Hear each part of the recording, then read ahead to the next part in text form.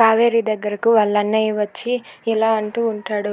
అసలు నీకు ఇలాంటి పరిస్థితి ఎందుకు వచ్చిందమ్మా, నువ్వెందుకు జైల్లో ఉండవలసి వస్తుంది అని చెప్పి వాళ్ళ అన్నయ్య అడుగుతూ ఉంటాడు. అది విని కావేరి ఇలా అంటూ ఉంటుంది, అసలు ఇదంతా జరిగింది ఆ బాలరాజు వల్లే అన్నయ్య.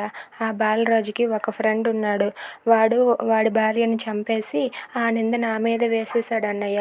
ఆ నిందకు కారణంగానే ఇప్పుడు నేను ఇక్కడ ఈ జైల్లో శిక్ష అనుభవిస్తున్నాను అని చెప్పి అక్కడ ఉన్న కావేరి వాళ్ళ అన్నయ్యతో అంటూ ఉంటుంది. ఇంతలో అటుగా బాలరాజు నడుస్తూ వస్తూ ఉంటాడు. ఇక కావేరి అలాగే వాళ్ళ అన్నయ్య వాళ్ళిద్దరూ మాట్లాడడం చూసి ఒక్కసారిగా షాక్ అయిపోతాడు. ఇంతలో చిన్ని అయితే కావేరి దగ్గరకు వచ్చి అమ్మ అంటుంది. ఇక చిన్ని, కావేరి అలాగే వాళ్ళ అన్నయ్య వాళ్ళ ముగ్గురు కూడా అలా మాట్లాడుకుంటూ ఉండగా అది చూసి బాలరాజు అయితే తన ఫ్రెండ్ దేవేంద్రకి కాల్ చేస్తాడు. కాల్ చేసి ఇలా ఇలా అని మొత్తం అంతా కూడా చెప్తూ ఉంటాడు.